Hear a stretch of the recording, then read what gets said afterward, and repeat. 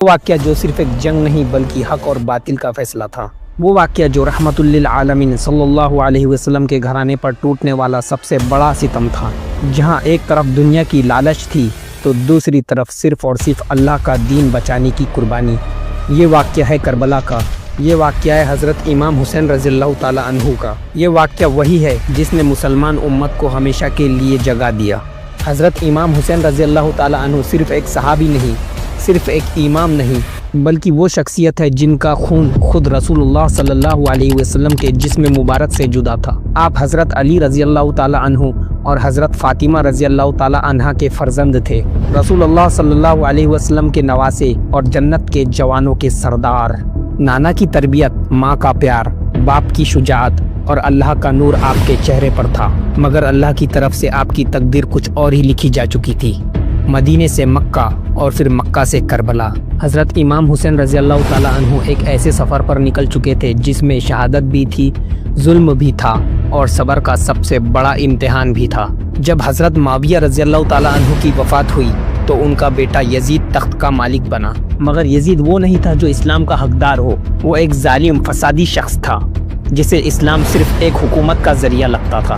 یزید چاہتا تھا کہ امام حسین رضی اللہ تعالیٰ عنہ اس کی بیعت کر لے، مگر امام حسین رضی اللہ تعالیٰ عنہ نے انکار کر دیا، کیونکہ اسلام کسی ظالم کے ہاتھ کا کھلونا نہیں بن سکتا تھا۔ جب یزید کا ظلم بڑھنے لگا تو کوفہ کے لوگوں نے امام حسین رضی اللہ تعالیٰ عنہ کو مدد کے لیے بلایا۔ انہوں نے ہزاروں خط لکھ کر کہا، آپ آئیے، ہم آپ کے ساتھ ہیں، ہم ظلم کا ساتھ نہیں دیں گے بلکہ آپ کو اپنا امام بنائیں گے۔ حضرت مسلم بن عقیل کو امام حسین رضی اللہ تعالیٰ عنہ نے کوفہ بھیجا تاکہ دیکھ سکے کہ لوگ کتنے وفادار ہیں۔ جب حضرت مسلم بن عقیل کوفہ پہنچے تو 18,000 لوگوں نے امام حسین رضی اللہ تعالیٰ عنہ کی بیعت کر لی، لیکن جب یزید نے کوفہ کے گورنر عبید اللہ ابن زیاد کو بھیجا تو اس نے لوگوں کو دھمکیاں دی، پیسے دے کر لوگوں کو خرید لیا۔ امام حسین رضی اللہ تعالیٰ عنہ کے ہمدرد مسلمانوں کو قتل کرنا شروع کر دیا۔ جب حضرت مسلم بن عقیل رضی اللہ تعالیٰ عنہ نے دیکھا کہ لوگ ڈر گئے ہیں تو انہوں نے امام حسین رضی اللہ تعالیٰ عنہ کو ایک خط لکھا اور کہا، یہاں مت آئیے، یہ لوگ بے وفا ہے۔ مگر تب تک امام حسین رضی اللہ تعالیٰ عنہ سفر پر نکل چکے تھے۔ جب آپ کوفہ کے قریب پہنچے تو یہ لوگ جو پہلے امام حسین رضی اللہ تعالیٰ عنہ کے ساتھ ہونے کا وعدہ کر رہے تھے، انہوں نے دھوکہ دے دیا۔ یزید ایک چالاک اور ظالم حکمران تھا، اس نے لوگوں کو دھمکایا کہ اگر کوئی بھی امام حسین رضی اللہ تعالیٰ عنہ کی مدد کرے گا تو اس کا گھر جلا دیا جائے گا، اسے قتل کر دیا جائے گا اور اس کے گھر والوں کو قید کر لیا جائے گا۔ دنیا کا لالچ اور موت کا خوف انسان کو کمزور بنا دیتا ہے۔ لوگوں نے اپنی جان بچانے کے لیے امام حسین رضی اللہ تعالیٰ عنہ کا ساتھ چھوڑ دیا۔ جب امام حسین رضی اللہ تعالیٰ عنہ کربلا پہنچے تو ان کے پاس صرف 73 وفادار ساتھی رہ گئے تھے۔ کوفہ کے لوگوں کی ایک کمزوری یہ تھی کہ وہ صرف باتیں کرنے والے لوگ تھے، اصلی وقت پر ان میں ہمت نہیں تھی۔ انہوں نے حضرت مسلم بن عقیل رضی اللہ تعالیٰ عنہ کو پہلے سپورٹ کیا، پھر اکیلے چھوڑ دیا۔ جب ابن زیاد نے دھمکیاں دی تو لوگ امام حسین رضی اللہ تعالیٰ عنہ کا ساتھ چھوڑ گئے۔ جنہوں نے بیعت کی تھی وہی لوگ امام حسین رضی اللہ تعالیٰ عنہ کے خلاف جنگ کرنے لگے۔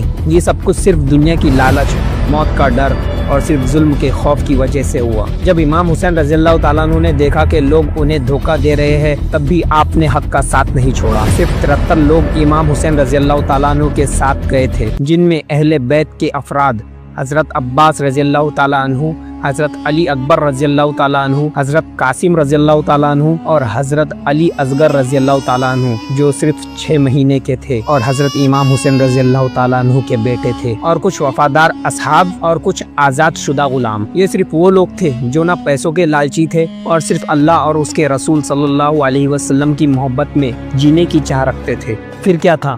مدینہ محفوظ نہیں رہا، مکہ بھی محفوظ نہیں رہا اور امام حسین رضی اللہ تعالیٰ عنہ اپنے گھر والوں کے ساتھ ایک نئے سفر پر نکل پڑے، کربلا کی طرف۔ 2 محرم الحرام 61 ہجری کو امام حسین رضی اللہ تعالیٰ عنہ اور آپ کے 72 ساتھی کربلا پہنچے۔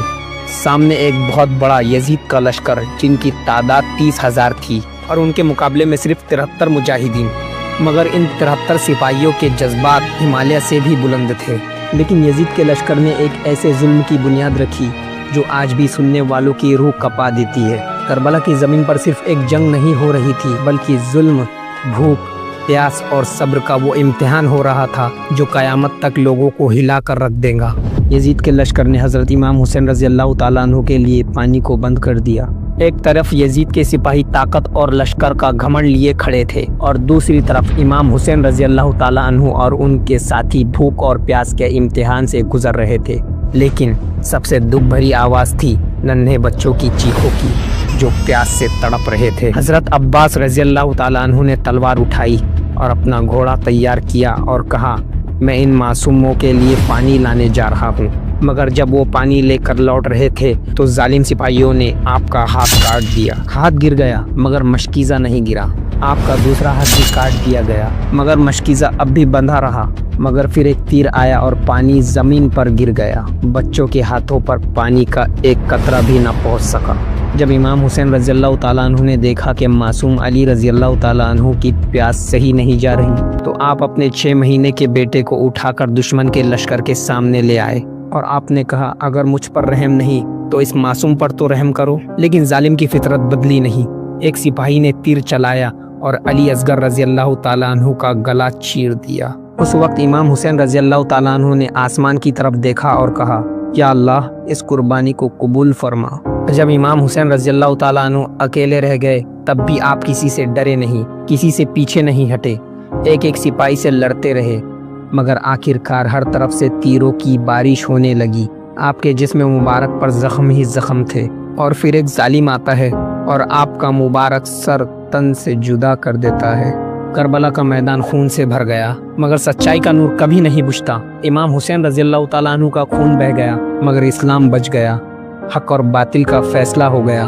حضرت امام حسین رضی اللہ تعالیٰ عنہ یزید کی بیعت اس لیے نہیں کرنا چاہتے تھے کیونکہ یزید ایک بدکار، ظالم اور اسلام کی مخالف عادت کا مالک تھا۔ وہ شراب پیتا تھا، زنا کاری کرتا تھا، ظلم کرتا تھا اور اسلام کے اصل اصول کے خلاف تھا۔ امام حسین رضی اللہ تعالیٰ عنہ نے دیکھا کہ اگر ایسے شخص کو اسلام کا خلیفہ مان لیا گیا تو اسلام صرف ایک سلطنت کا نظام بن کر رہ جائے گا اور اس کی اصل روح ختم ہو جائے گی۔ رسول اللہ صلی اللہ علیہ وسلم نے جو اسلامی حکومت کا نظام بنایا تھا وہ انصاف پر مبنی تھا، لیکن یزید اپنے والد حضرت معاویہ رضی اللہ تعالیٰ عنہ کی وفات کے بعد ملک پر جبری قبضہ کرنا چاہتا تھا اور اسلامی نظام کی بادشاہت میں تبدیلی کرنا چاہتا تھا، اور امام حسین رضی اللہ تعالیٰ عنہ یہ برداشت نہیں کر سکتے تھے کہ اسلام ایک ظلم اور جبری حکومت کا غلام بن جائے۔